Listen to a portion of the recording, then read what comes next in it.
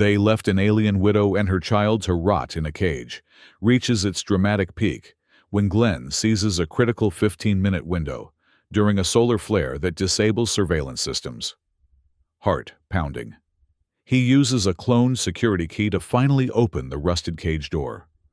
As alarms threaten to sound, Syrah clutches Leary to her chest, stepping across the threshold to freedom after 7 years of imprisonment. The frosted panels of Shard's Edge space station's defunct storage wing reflected the dim emergency lights in hazy patterns. 7 years had passed since the structural accident that had rendered this section officially decommissioned.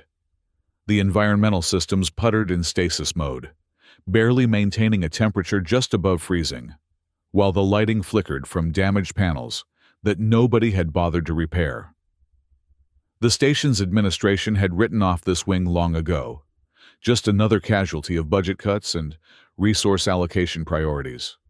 Glenn Mallory trudged through the main corridor of the active section, his boots echoing against the metal floor. As the supervising logistics engineer, he'd spent the last 5 years overseeing the station's supply chains and resource management.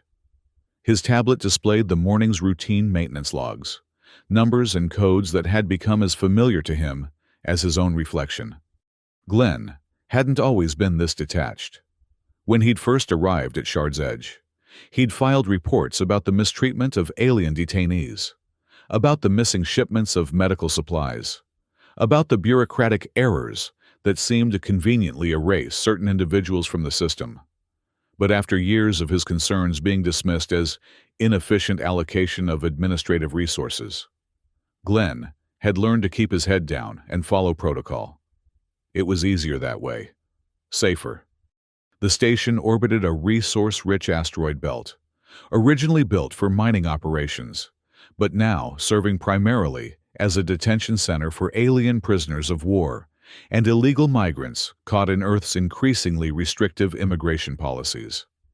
The official terminology referred to them as non-terrestrial detainees awaiting processing. But everyone knew that processing often meant years of limbo in cramped cells, forgotten by the system that had captured them. Glenn passed through the security checkpoint, nodding mechanically to the guard who barely glanced up from his screen. The recycled air carried the metallic tang of the ventilation system, while artificial wind whistled through the gaps in the station's aging infrastructure. The sound had bothered him when he first arrived.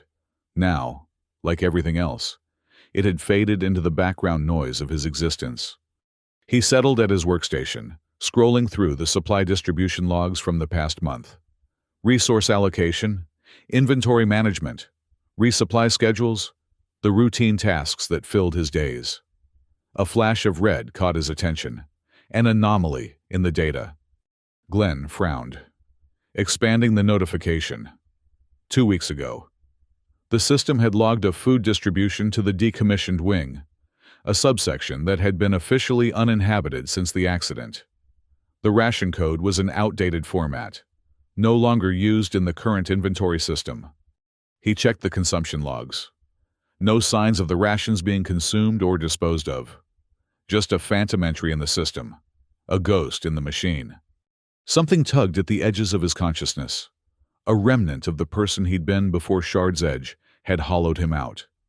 Curiosity, concern, whatever it was. It propelled him to his feet before he could rationalize it away. "Computer, locate maintenance access point Delta 7, he said, grabbing his toolkit and emergency beacon. The official reason for his visit would be a routine inspection of the environmental sensors, plausible enough to avoid questions. The journey to the decommissioned wing took him through progressively emptier corridors until he reached the security barrier separating the active station from the dead zone. Glenn swiped his access card, punched in his maintenance override code, and watched as the heavy doors slid open with a reluctant groan. The air beyond was noticeably colder, his breath forming visible clouds in front of his face. The emergency lighting cast everything in a sickly blue glow, creating long shadows that seemed to reach toward him like grasping hands. The silence here was different, heavier, broken only by the distant drip of condensation and the occasional creak of metal contracting in the cold. Glenn activated his beacon, the pulsing light cutting through the gloom as he made his way deeper into the abandoned section. The floor was slick with frost in places, forcing him to move carefully. His footsteps echoed, the sound bouncing off the metal walls and returning to him like ghostly companions. He followed the distribution log's coordinates to a subsection that had once housed temporary detention cells, a processing area for newly arrived detainees before they were assigned to more permanent facilities. The doors here had been sealed, the electronic locks disabled after the evacuation. According to official records, no one had set foot in this section for 7 years. Yet, as Glenn approached the final corridor, something made him pause. A sound, so faint he almost convinced himself he'd imagined it. He held his breath, straining to listen. There it was again, a soft, rhythmic tapping coming from behind one of the sealed doors. Not mechanical, too irregular, too deliberate.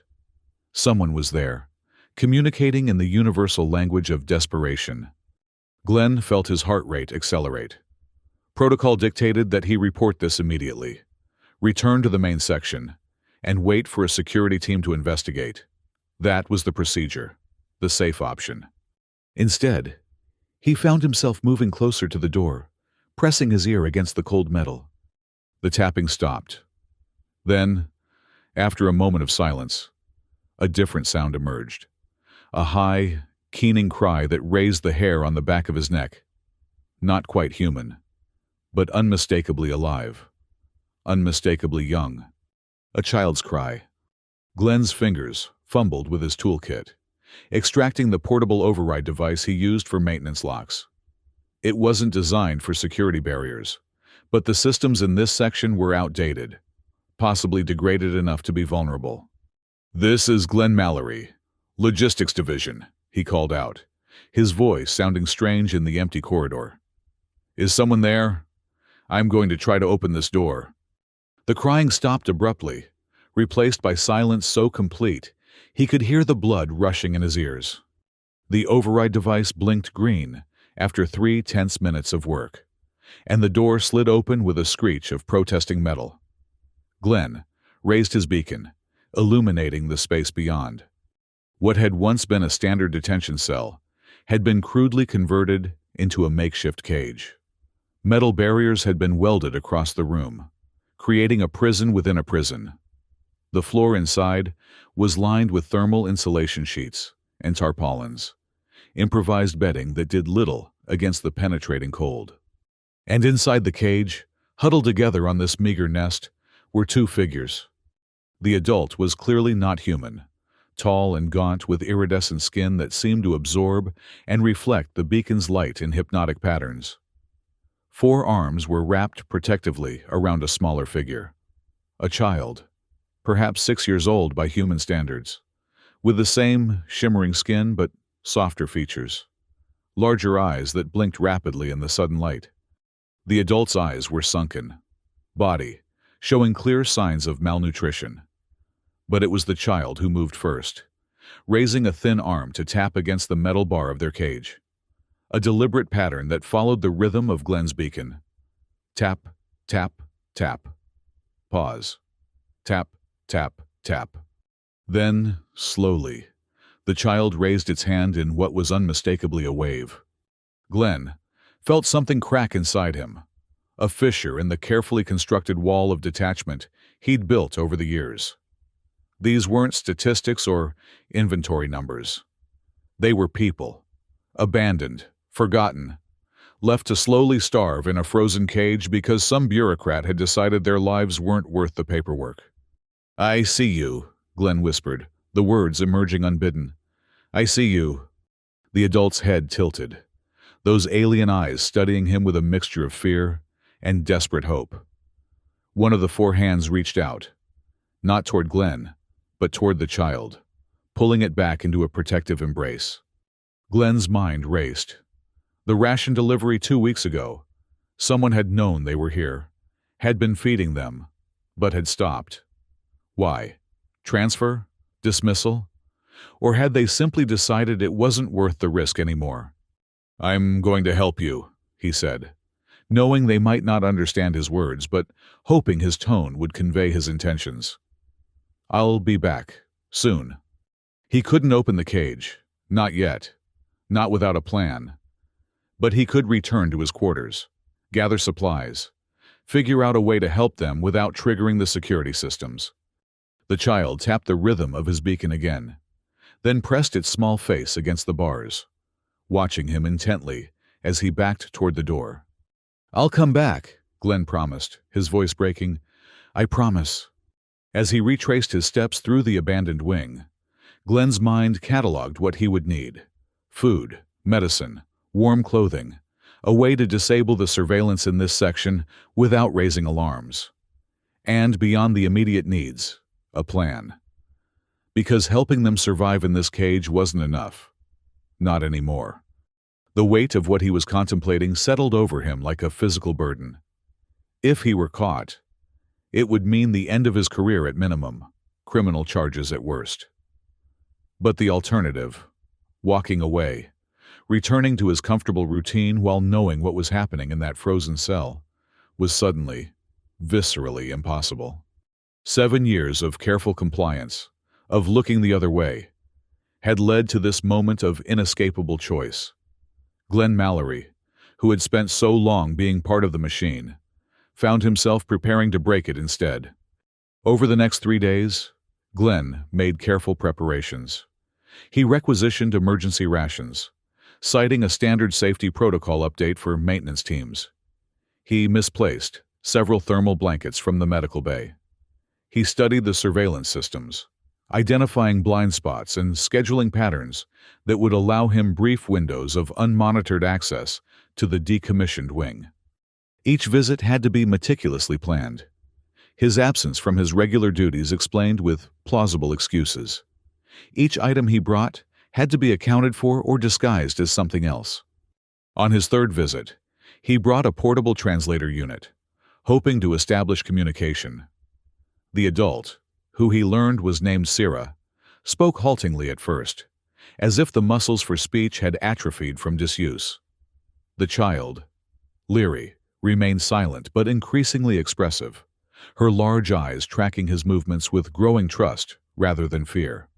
Sira explained, through broken translations and gestures, that they had been detained during a border dispute near the Cygnus colonies. Her mate, Leary's father, had died during the initial capture. They had been transported to Shard's Edge for processing, shortly before the accident that had decommissioned this wing. "System forgot us," Sira said, the translator rendering her vibrating vocal patterns into flat English. "Guard brought food. Sometimes. Then new guard. No food. Dark. Cold." She had been a voice keeper among her people, a living repository of cultural memory, preserving history and knowledge through complex songs passed down through generations. But she hadn't sung since their capture, her voice silenced by grief and fear. Leary had been barely a toddler when they were first imprisoned. The cage was the only home she remembered. Glenn sat on the floor outside their cage during these visits, passing supplies through the bars and listening to Sira's halting account of their ordeal. With each visit, something long dormant within him stirred to life, a sense of purpose, of moral clarity that cut through years of compromise and rationalization. During his 5th visit, Leary approached the bars while her mother slept, exhausted from fighting off an infection with the basic medicines Glenn had smuggled in. The child pressed her small hand against the metal, her skin emitting a faint, phosphorescent glow in the dim light. Glenn mirrored the gesture, placing his palm against the other side of the bar. The metal was cold against his skin, but something warm bloomed in his chest at the simple connection.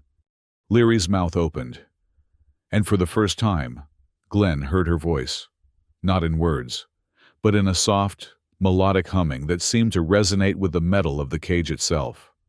A lullaby, he realized. She was singing her mother to sleep. "You are the voice keeper's daughter," he whispered, understanding dawning. "You're carrying on her traditions." Leary couldn't understand his words, but she nodded as if responding to his tone, continuing her gentle song until she too drifted into sleep, her small hand still pressed against the bar where his had been. That night, lying awake in his quarters, Glenn made his decision. It wasn't enough to keep them alive in that cage. He had to get them out, off the station if possible, or at least to a part of Shard's Edge where they could live without constant fear of discovery and starvation. The opportunity came sooner than he expected, though in a form that sent cold terror through his veins. A solar flare warning appeared on the station's alert system, prompting emergency protocols. The orbital shields would be activated, which would temporarily disrupt power to non-essential systems, including surveillance in the decommissioned sections.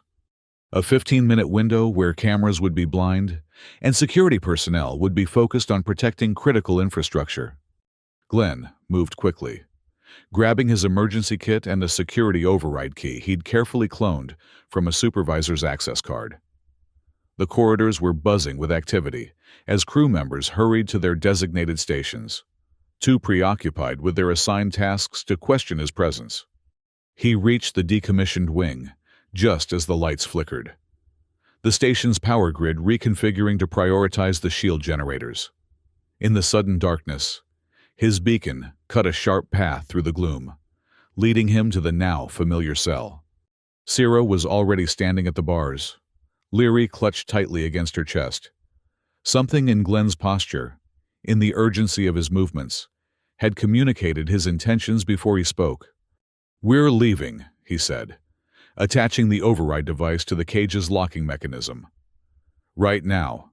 The cameras are down, but we only have about 12 minutes to reach the maintenance tunnels." The lock released with a metallic groan, the door swinging open on protesting hinges. Sierra hesitated for just a moment, her forearms tightening around Leary, before stepping across the threshold that had confined them for 7 years. Glenn led them through the darkened corridors, his heart hammering against his ribs with each step. Twice, they had to press themselves into recessed doorways as maintenance crews passed. Sierra's hand pressed gently over Leary's mouth to stifle any sound. The child's eyes were wide with a mixture of terror and wonder at the expanded world beyond their cage. The maintenance tunnels were narrow and frigid, designed for repair drones rather than human passage.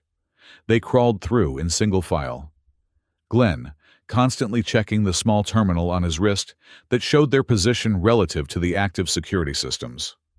He'd mapped their route carefully, identifying the path with the fewest monitoring points and the best chance of avoiding detection. "Almost there," he whispered, though he knew Sierra couldn't understand without the translator he'd had to leave behind. "The emergency evacuation bay is just ahead." The bay housed a small fleet of escape pods designed to ferry station personnel to safety in case of catastrophic failure.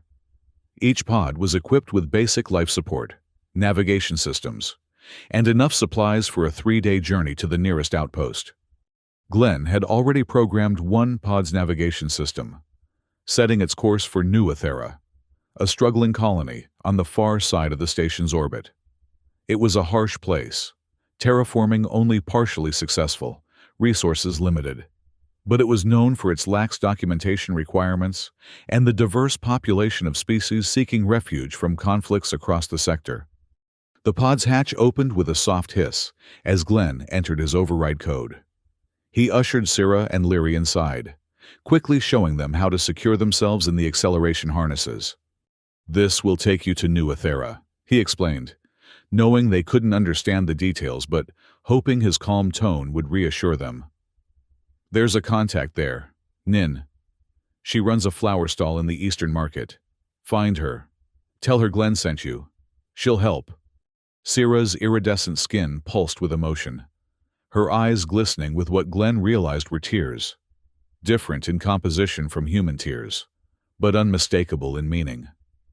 One of her 4 hands reached out, fingers brushing against his cheek in a gesture that needed no translation.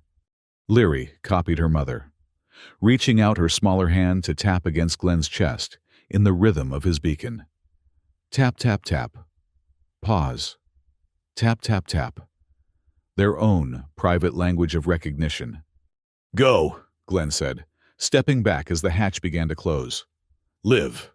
The pod disengaged with barely a sound, sliding into the emergency rail system that would catapult it clear of the station before its engines engaged. Through the small viewport, Glenn watched Syrah holding Leary close, their shimmering forms gradually diminishing as the distance between them grew. He had 12 minutes to return to his post, to erase the logs of the pod's departure, to manipulate the inventory system to hide the supplies he'd taken. 12 minutes to return to being Glenn Mallory, supervising logistics engineer, loyal employee of a system he had just betrayed. But as he turned away from the viewport, he knew he would never truly return to that person again. The cage door had opened for all of them today, in the hollows of New Aethera's partially terraformed hills, where sunlight filtered through the atmospheric generators in strange, beautiful patterns. Nin's flower shop was an unexpected burst of color. Native and imported species thrived under her careful attention, creating a pocket of life and fragrance in the otherwise austere colony. Nin herself was a study in contradictions, physically diminutive, but possessed of an indomitable spirit. Her dark eyes missing nothing as she arranged blooms for the day's customers. Her apparent occupation as a simple florist belied her actual role as a key contact in the network of those who helped refugees find safety and new beginnings. When Syrah and Leary appeared at her back door 3 days after their escape, thin and disoriented from their journey, Nin took one look at them and ushered them inside without hesitation. Glenn's name was the only explanation needed. The dwelling behind the flower shop was modest: crumbling walls, cracked windows patched with sealant, heating that functioned only intermittently. But after 7 years in a frozen cage, it was paradise. Real gravity, not the artificial pull of the station. Air that smelled of soil and growing things rather than metal and recycled breath. And most miraculous of all, privacy, dignity, the absence of bars. Nin showed them to a small room with sleeping pallets and fresh water, explaining in the trade pigeon common among the diverse inhabitants of New Aethera that they could stay as long as needed. She didn't ask questions about their past or their journey. In New Aethera, everyone had stories they preferred not to tell. The first weeks were a delicate adjustment.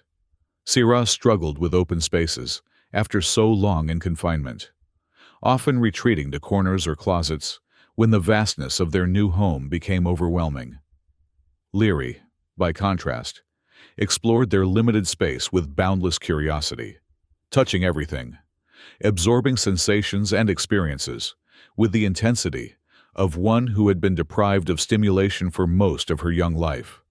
Nin taught them the basics of survival in their new home, how to operate the simple technology of the dwelling, where to find food and necessary supplies, which areas of the colony were safe for non-humans and which were best avoided. She showed Leary how to tend the simpler flowers in her shop, a task the child approached with solemn dedication. A month after their arrival, Nin presented Syrah with a small communication device, a single-channel transmitter programmed to a secure frequency.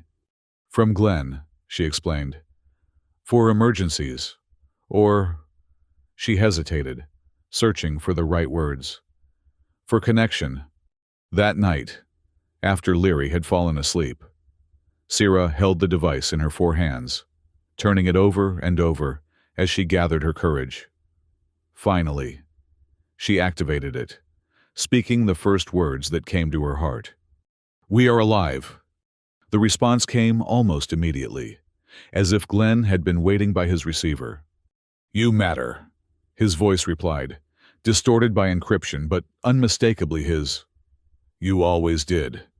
From that night forward, they established a rhythm of brief, encoded communications. Glenn shared news of the station, warnings about increased security measures, suggestions for avoiding attention in New Aethera. Syrah, as her confidence and language skills grew, shared stories of their new life, Leary's progress, the challenges and small victories of each day. 3 months after their escape, Leary began to decorate the walls of their room with drawings. Using pigments Nin provided from her flower shop, the child created intricate patterns that gradually resolved into recognizable blooms, each one representing a member of their small, improvised family, Syrah, Nin, and always, prominently, Glenn. "Why is his flower bigger?" Nin asked one day, helping Leary mix a new shade of blue. Leary considered this, her large eyes serious. "Because his heart is bigger," she said finally, in carefully practiced trade pidgin. "It had to grow to hear us when no one else could." Syrah, listening from the doorway, felt her own heart constrict at the simple truth of her daughter's words. Glenn had heard them when an entire station, an entire system had been deaf to their existence. That act of hearing, of recognition, had saved more than their lives. On the morning of their first year in New Athera, Syrah woke to find Leary already up, sitting cross-legged on the floor beside a small pot containing a real, living plant, a gift from Nin to mark the occasion. "Mother," Leary said, using the formal address of their people for the first time since their capture. "I remember the song of our lineage, the one you sang before the cold place. Can I sing it now?" Syrah felt something shift within her, a wall crumbling, a wound finally beginning to heal. She had been a voice keeper, tasked with preserving the memory and wisdom of her people through song. In the cage, grief and fear had silenced her, breaking a line of tradition that stretched back countless generations. But Leary had been listening, remembering, preserving the songs even when Syrah could not sing them. The tradition had not died in that cage after all. "Yes," Syrah whispered, her voice rough with emotion. "Sing, my daughter." Leary's voice rose in the small room, pure and clear, recounting the story of their ancestors' journey across stars, their trials and triumphs, their enduring hope. As the song progressed, Syrah found her own voice joining in, tentative at first, then stronger, the harmonies of voice-keeper and apprentice intertwining in the morning light. When the song ended, they sat in peaceful silence, the simple act of reclaiming their cultural heritage hanging in the air between them, like a tangible presence. "We should tell Glenn," Leary said finally, "about the song. He would like to hear it." Syrah nodded, reaching for the communication device. This milestone deserved to be shared with the man who had made it possible. That evening, as darkness fell over New Athera and the atmospheric generators created their nightly light show across the colony's protective dome, Nin brought a rare treat, actual tea, brewed from plants grown in her shop, served in mismatched cups around their small table. Leary insisted on pouring, her small face solemn with concentration as she carefully filled each cup. Nin praised her steady hands, while Syrah looked on with quiet pride at how much her daughter had grown in just 1 year of freedom. The communication device on the table crackled to life, Glenn's voice joining their small celebration from across the vast distance that separated them. "To new beginnings," he said, as they all raised their cups in the human toast Nin had taught them, "and to remembering what matters." In the soft light of their modest dwelling, surrounded by Leary's flower drawings and the gentle fragrance of Nin's tea, Syrah felt a sensation she had almost forgotten during those long years in the cage. Contentment. Not perfect happiness. Not with so much lost and so many challenges still ahead, but a genuine peace in the present moment. They had been forgotten by a system designed to erase inconvenient lives. But Glenn had heard them. And in that hearing, in that recognition of their humanity, or whatever the equivalent was across the vast differences of species and origin, they had all found something essential that transcended those differences. "To being heard," Syrah added quietly to the toast, raising her cup toward the device that connected them to Glenn. to being seen. And across the stars, in his quarters on the station that had been both prison and home, Glenn raised his own cup in response. Back on Shard's Edge, Glenn continued his duties with a new sense of purpose. Outwardly, nothing had changed. He still oversaw logistics, attended meetings, filed reports. But inwardly, everything was different. Where once he had seen only numbers and protocols, he now saw people, each one potentially another Sira or Leary, forgotten or erased by the vast, impersonal bureaucracy he had once faithfully served. He became more careful, more strategic in his small acts of resistance. A notation here, a resource allocation there. Nothing dramatic enough to attract attention, but enough to ensure that those within his sphere of influence received the supplies and care they were entitled to. He cultivated relationships with like-minded colleagues, building a quiet network of individuals who, while not actively rebelling against the system, were willing to bend rules to prevent the worst abuses. The communications with Sira and Leary became the anchor of his days. Each exchange reinforced his resolve, reminding him why the risks he took were necessary. He saved for months to send them a more sophisticated communication device, one that could transmit images as well as voice. The first picture he received, Leary, standing proudly beside a flowering plant, nearly as tall as she was, he kept encrypted on his personal tablet, a talisman against the soul-crushing routine of station life. 18 months after their escape, Glenn received a promotion, a recognition of his exemplary attention to detail and resource management. The irony wasn't lost on him. The very system he was quietly subverting was rewarding him for his apparent compliance. The new position gave him greater access, more autonomy, and increased opportunities to help others. It also brought him into closer contact with the higher echelons of station administration, forcing him to perfect his facade of dedicated efficiency while concealing his true activities.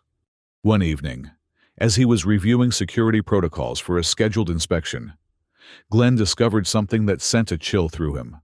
A notation in the system indicated that the anomalous life signs previously detected in the decommissioned wing had been officially classified as equipment malfunction. The record of Sira and Leary's existence had been completely erased, written off as a sensor error. If he hadn't found them when he did, they would have simply faded away, their deaths recorded nowhere, mourned by no one. Glenn stared at the screen for a long time, the sterile language of bureaucracy suddenly nauseating.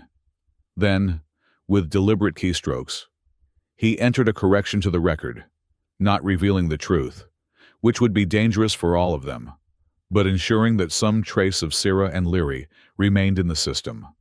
A small act of defiance, invisible to anyone who wasn't specifically looking for it, but important nonetheless. They had existed. They mattered. The system might prefer to forget, but Glenn would ensure that the record, however coded and obscured, reflected that truth. 2 years after the escape, Glenn received a message from Nin that momentarily stopped his heart. Sira was ill, a respiratory infection that was resistant to the limited medications available in New Ethera. Leary was caring for her with a maturity beyond her years, but the situation was deteriorating. Glenn immediately began researching the disease, consulting with medical staff under the guise of updating emergency protocols. He gathered information, medications, treatment options, anything that might help Sira fight the infection that threatened to take her from the freedom she had so recently gained. Getting the necessary medications to New Ethera presented a challenge. Security had tightened in the wake of several escape attempts from other detention facilities in the sector. Supply ships were more carefully monitored, cargo more thoroughly inspected. Glenn spent sleepless nights devising a solution, finally settling on a plan that utilized his knowledge of the station's inventory systems.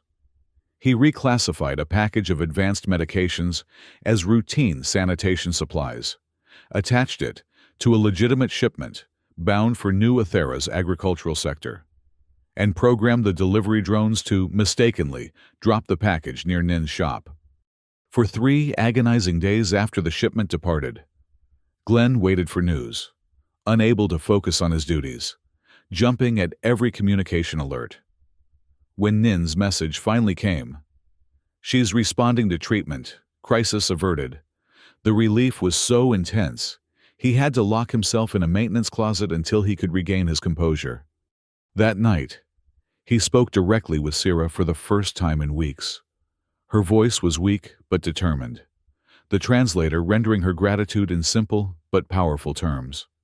"You saved us twice now," she said. "First from the cage of metal, now from the cage of illness." "You saved me too," Glenn replied, surprised by the truth of the words as he spoke them. "From a different kind of cage." 3 years into their new life on New Athera, Sira and Leary had established a precarious but stable existence.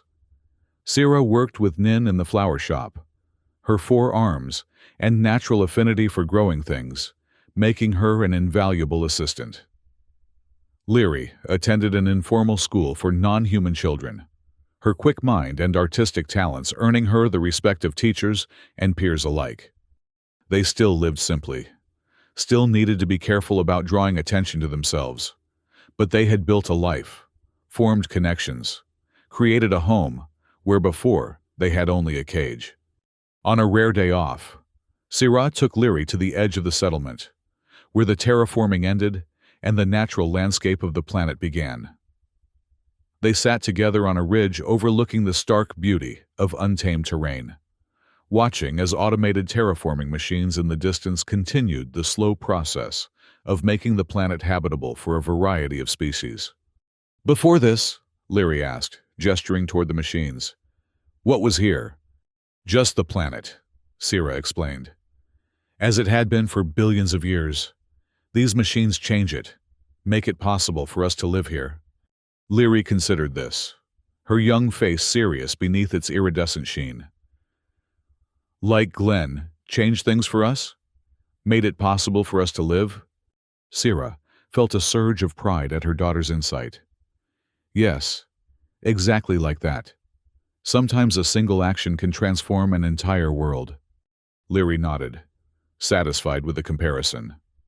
She picked up a small stone, turned it over in her hands, then carefully placed it upright, balanced precariously on the ridge. "For Glenn," she explained. "A marker that we came here and remembered him." Together, they built a small cairn of stones, a memorial not of death, but of life, of connection across the vast distances that separated them from the man who had heard their cry when an entire system had been deaf to their existence. Back in their home that evening, Leary added a new drawing to the wall, the ridge, the cairn, and above it all, stars connecting them to Shard's Edge and to Glenn. 4 years after the escape, political tensions in the sector increased dramatically. A new coalition government on Earth implemented stricter policies regarding non-terrestrial detainees, while simultaneously facing growing resistance from various alien rights organizations. Shard's Edge, positioned at a strategic point between Earth-controlled space and several alien territories, became a focal point of the conflict. Glenn watched with growing concern as security measures tightened, as new detainees arrived in greater numbers, as the already strained resources of the station were stretched thinner by the demands of political showmanship over practical humanity. His position gave him access to information about the changing policies, allowing him to warn Sira and Nin about potential threats to their safety in New Athera. The colony's previously lax attitude toward documentation was giving way to more rigorous checks as Earth extended its influence further into the sector. "You should consider moving deeper into the independent territories," Glenn advised during one of their secure communications. New Athera is becoming too connected to Earth's sphere. But Sira was reluctant to uproot their hard-won stability. "This is Leary's home now," she explained. "She has friends, education, a future here. We cannot keep running." Instead, with Nin's help, they worked to solidify their legal status in the colony, using carefully crafted documentation that established them as refugees from a conflict zone. Technically true, if not the complete story. Glenn provided the necessary codes and verification data to make the documents appear legitimate in Earth's Byzantine bureaucratic systems. It was during this process that Sira made a discovery that both thrilled and terrified her. In researching their people's status under the new regulations, she found references to a small enclave of her species who had been granted asylum in a distant sector. Among the names listed was that of her sister, whom she had believed dead in the same border conflict that had claimed her mate. "She's alive," Sira told Glenn during their next communication, her voice vibrating with emotion that the translator struggled to convey. "My sister lives, and where she is, there are others of our kind. Leary could learn our ways, our history. Everything I feared was lost to her." The joy in her voice was unmistakable, but Glenn felt a cold knot of anxiety form in his stomach. The journey would be dangerous, he cautioned. Multiple checkpoints, different jurisdictions. The documentation we've created for New Athera won't hold up to that level of scrutiny. "But it's possible," Sira insisted. "With your help, with Nin's contacts, we could find a way." Glenn couldn't deny her this chance. This hope of reuniting with family, of giving Leary a connection to her heritage that went beyond the songs and stories Sira had managed to preserve. But the logistics of such a journey, the risks involved, were daunting. For weeks, he devoted every free moment to research, to planning, to identifying potential routes, and the documentation required for each segment of the journey. He called in favors from contacts throughout the station, gathering information about patrol schedules, inspection protocols, the tendencies of individual officers at key checkpoints. Nin, meanwhile, activated her own network on New Athera, securing promises of assistance from sympathetic captains, identifying ships that might be willing to take on passengers without asking too many questions. 5 years to the day after Glenn had opened the cage door on Shard's Edge. A small cargo vessel departed New Athera, its manifest listing 2 maintenance drones in need of repair. Drones that were, in reality, stasis pods containing Sira and Leary, their life signs dampened to avoid detection by routine scans. Glenn monitored the ship's progress from his station, using his access to navigation systems to track its journey through the increasingly militarized space between Earth's territory and the independent sectors. Each checkpoint the vessel cleared without incident was a small victory. Each delay or course change a source of renewed anxiety. 3 days into the journey, disaster struck. A routine patrol near the Cygnus border detected an anomaly in the ship's power distribution, a fluctuation caused by the stasis pods, drawing more energy than anticipated. The vessel was ordered to heave to for inspection. Glenn received the alert through his monitoring systems and immediately activated the emergency protocols he had established for just such a contingency. Using his authority as a logistics supervisor, he generated a priority dispatch to the patrol vessel, rerouting it to a reported smuggling incident in a nearby asteroid field. The diversion worked, but only temporarily. The patrol would eventually realize they had been deceived, and the cargo vessel carrying Sira and Leary would become the target of an intensive search. Glenn had prepared for this possibility as well.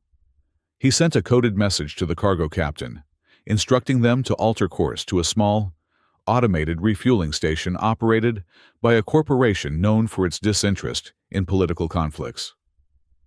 There, Sira and Leary would transfer to a different vessel, one with legitimate documentation for transporting medical personnel to the very sector where Sira's sister had been granted asylum. The plan was risky, dependent on precise timing, and the cooperation of multiple individuals who had their own reasons for defying Earth's increasingly restrictive policies. But it was their best chance at completing the journey without capture.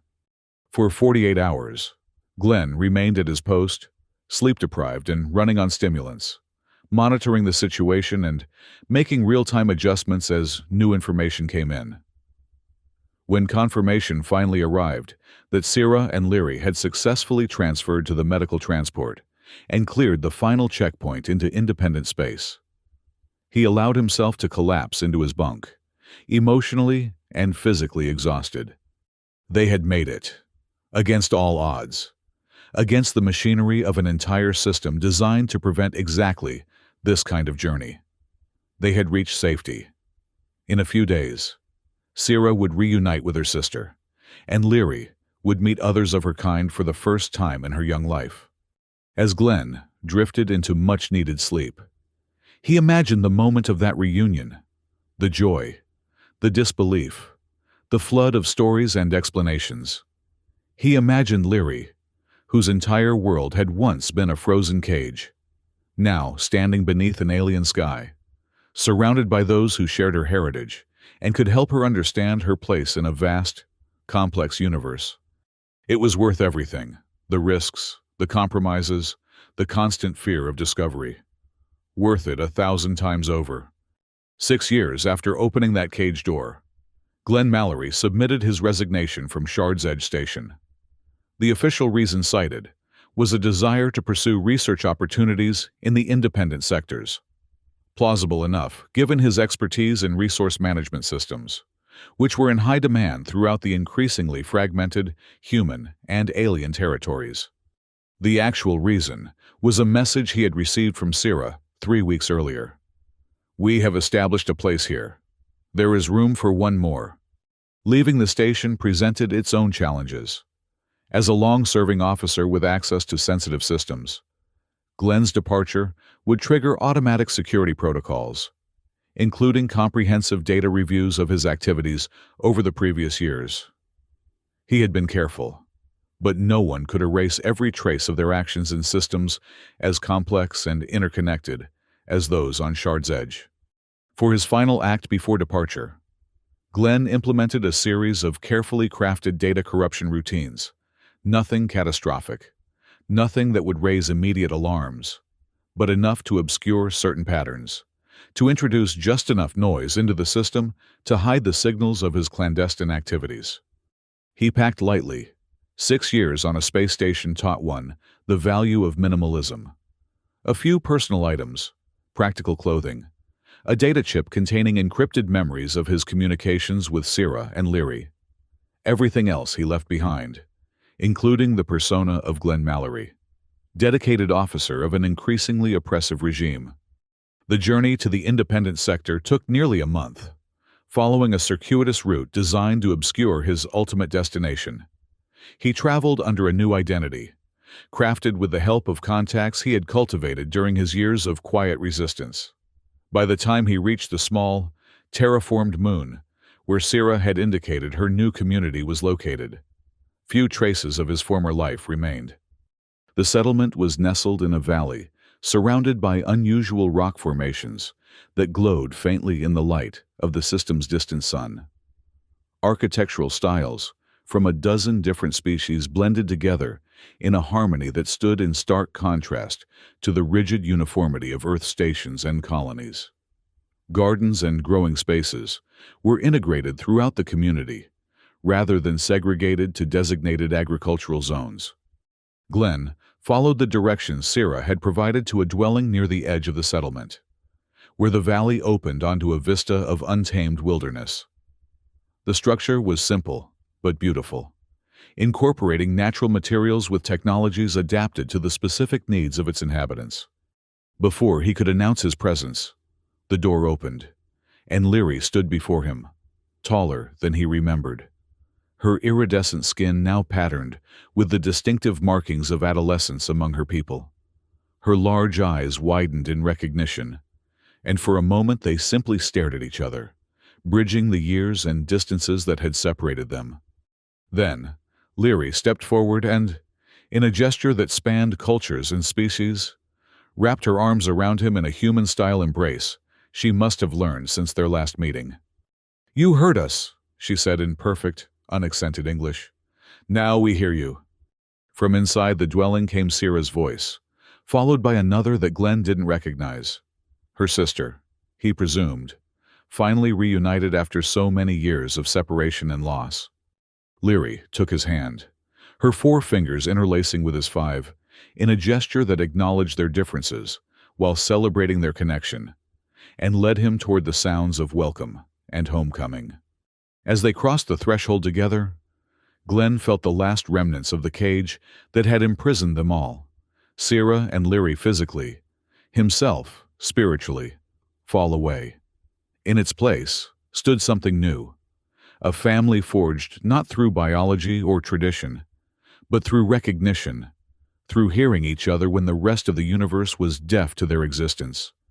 In the small kitchen of their shared home, Nin, who had joined them 6 months earlier when the political situation on New Athera became untenable, was preparing a celebratory meal, the fragrance of herbs from a dozen worlds filling the air. Sierra and her sister were setting a table adorned with wildflowers that echoed the designs Leary had once drawn on their walls. And on those walls now hung new art, Leary's talents having matured along with her body.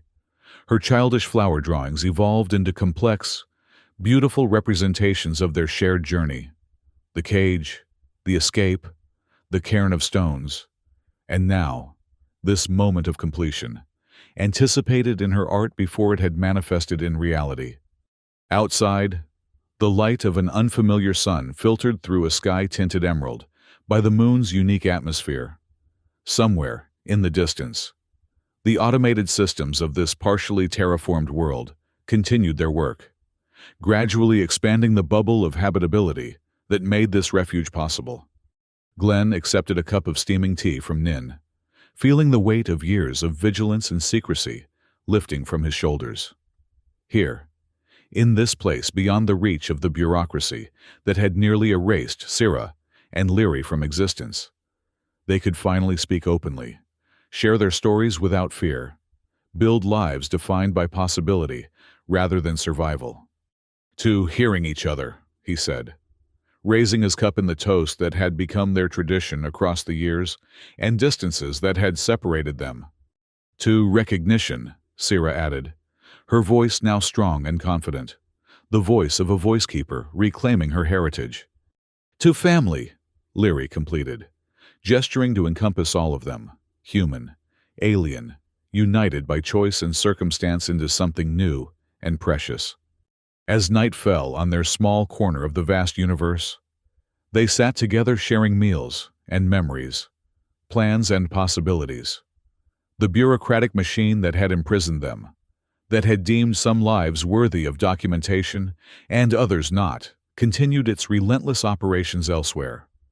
But here, in this moment, they had created something the machine could never quite erase, a recognition of each other's essential humanity, regardless of species or origin. One voice had heard a child crying in a forgotten cage. One action had broken a cycle of erasure and indifference. One moment of recognition had rippled outward, creating a space where others might be heard as well. In the morning, they would begin building their shared future. But for now, in the gentle darkness of their new home, surrounded by the evidence of their improbable journey, from cage to community, from erasure to existence, they simply savored the profound miracle of being heard.